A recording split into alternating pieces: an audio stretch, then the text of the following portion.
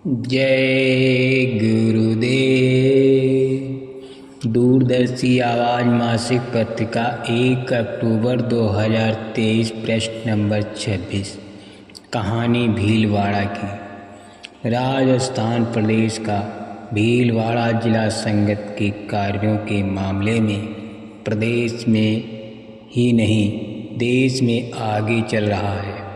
संस्था प्रमुख पूज्य पंकज जी महाराज ने चौमासे के मौसम में भीलवाड़ा जिले में प्रवास का कार्यक्रम बनाया।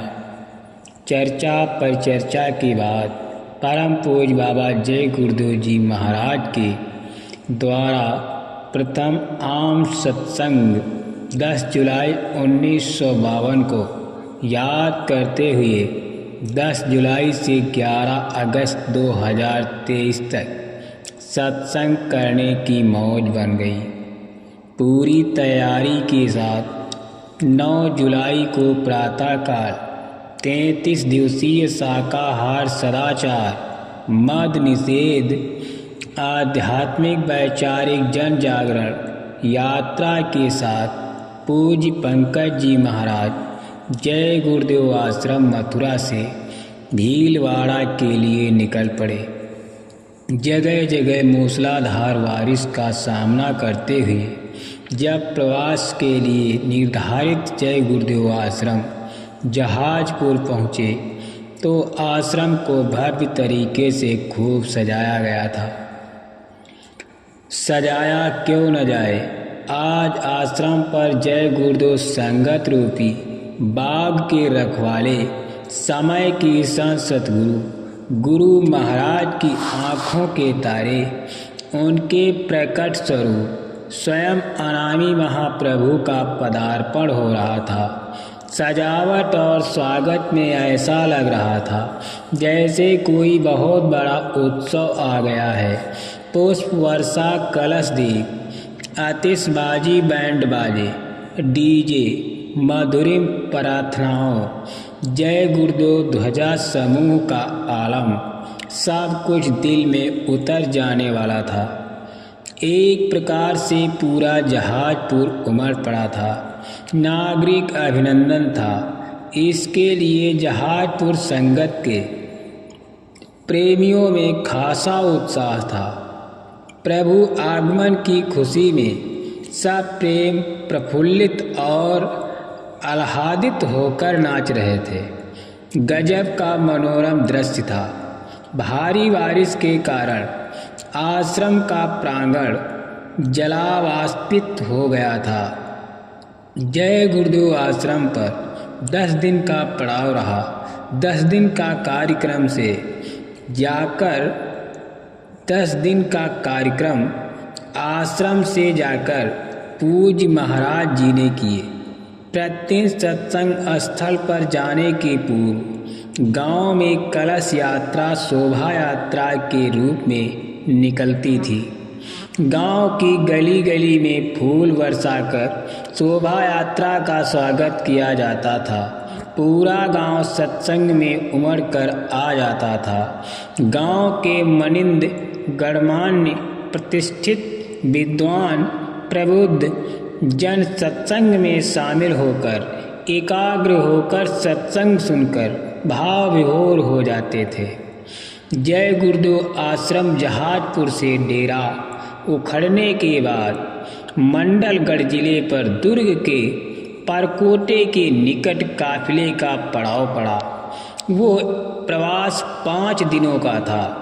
खुली हवा का झोंका आनंददायी लगता था। शुद्ध वायु का संचार दुर्गम सुरम्य पहाड़ियों से घिरा तमाम ऐतिहासिक यादगारों से लबरेज मंडलगढ़ दुर्ग अपनी गौरव गाथा की कहानी बयां कर रहा था।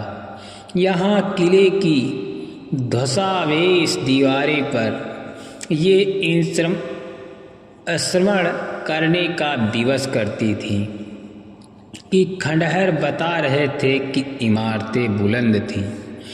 ये दुर्ग राणा कुंभा और राणा सांगा की यादों को समेटे हुए है।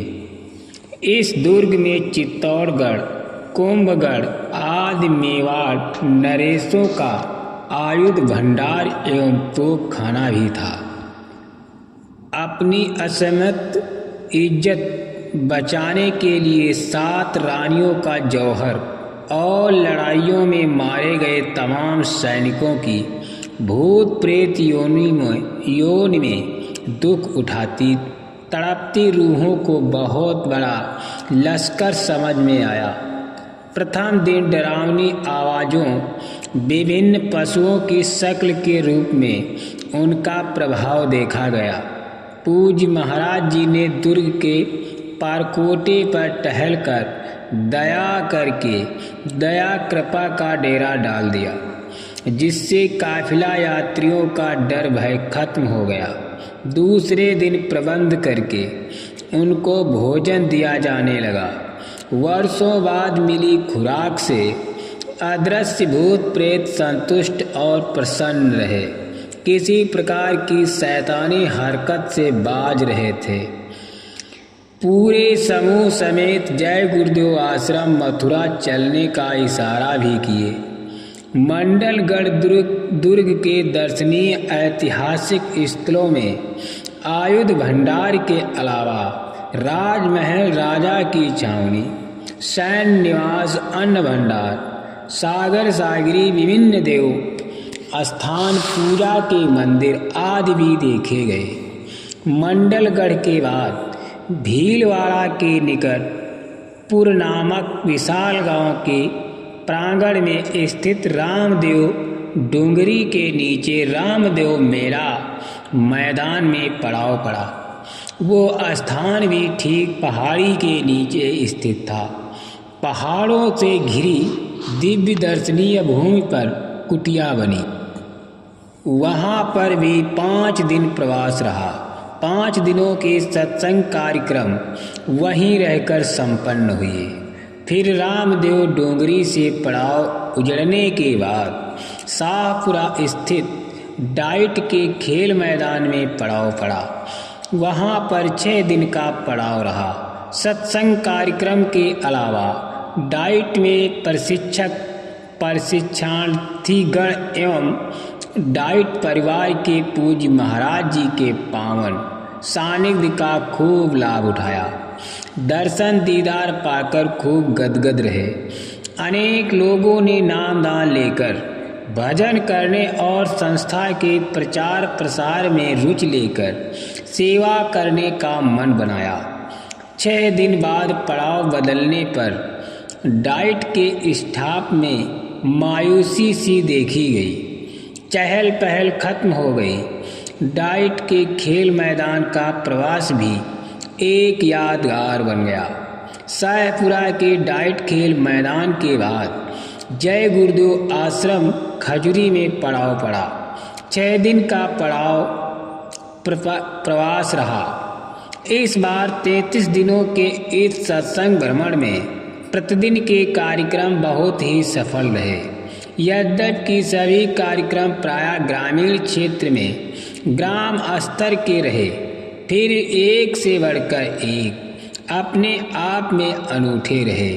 ग्राम स्तरीय कार्यक्रम जिले स्तरीय कार्यक्रमों को मात कर रहे थे। बहुत बड़ा जन जागरण हुआ। इस दौरे में लाखों नए लोग संगत से जुड़े, नामदान लेकर भजन करने का संकल्प बनाया। नए लोगों को सत्संग स्थल पर माला खरीदने की होड़ में देखा गया। ये भीलवाड़ा प्रवास सदैव अविस्मरणीय रहेगा। इन कार्यक्रमों को संपन्न कराने के लिए राजस्थान प्रदेश के जिन जिलों या संगतों को जिम्मेदारी सौंपी गई थी, उन्होंने पूरी शक्ति लगाकर तन मन और धन का सहयोग देकर उत्तरदायित्व निभाया और सफलतापूर्वक कार्यक्रम कराने में कोई कोर कसर नहीं छोड़ी। स्थानीय संगतों ने भी अपने कर्तव्यों का सम्यक रूप से निर्वहन करके कार्यक्रम को संपन्न कराने की बढ़िया रूपरेखा बनाई।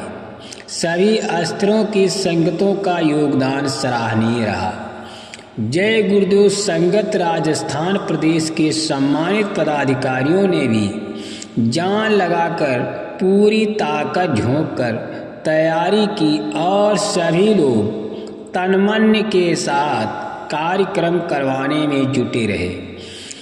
एन क्रेन प्राक्रेण सबका ध्यान नए लोगों को अधिक से अधिक संख्या में सत्संग में सम्मिलित करने पर लगा रहा। सेवा भक्ति और परमार्थ कमाने के भाव की नई मिसाल दिखाई पड़ी। संस्था की तरफ से ये एक अभिनव एवं नवीन प्रयोग था जो 100% सफल रहा। 33 दिवसीय शाकाहार सदाचार मद निषेध आध्यात्मिक वैचारिक जन जागरण यात्रा का समापन कार्यक्रम 11 अगस्त को प्रातः 11 बजे से जय गुरुदेव आश्रम गिदानी जिला दूदू राजस्थान में रखा गया। उक्त आश्रम पर जय गुरुदेव धर्म प्रचारक संस्था मथुरा एवं पेट्रोल पंप स्थापित हो गया है, जिसका उद्घाटन संस्था प्रमुख पूज्य पंकज जी महाराज के द्वारा सत्संग के पूर्व प्रातः 10 बजे से संपन्न हुआ। इस अवसर पर संस्था के सम्मानित पदाधिकारी, प्रबंध समिति एवं सामान्य सभा के माननीय सदस्यगण, राजस्थान प्रदेश के विभिन्न जिलों के अध्यक्ष, प्रमुख कार्यकर्ता, सेवादार एवं भारी संख्या में स्थानीय नर नारी उपस्थित रहे। उत्तर प्रदेश तथा अन्य प्रांतों के सम्मानित जिला अध्यक्ष गण अपनी अपनी सेवादार टीमों के साथ उपस्थित रहे। इस सत्संग की पूर्व संध्या पर काफिला यात्रियों, विभिन्न विभागों में सेवा करने वाले सेवादारों, चालकों, प्रचारकों को सम्मानित किया गया। उनके कार्यों की सराहना करते हुए प्रस्तुत पत्र प्रदान किए गए। संस्था की तरफ से उनके उज्जवल भविष्य की कामना की गई। इसके अलावा आगामी 108 दिवसीय सत्संग भ्रमण में भाग लेकर अपनी अपनी सेवाओं से सफल बनाने की कार्य योजना भी तैयार की गई। गुरु को रिझा लो, सब काम अंदर बाहर का बन जाएगा। दुनिया के भोग विलास आत्मा को बांध लेते हैं, निकलने नहीं देते। जय गुरुदेव।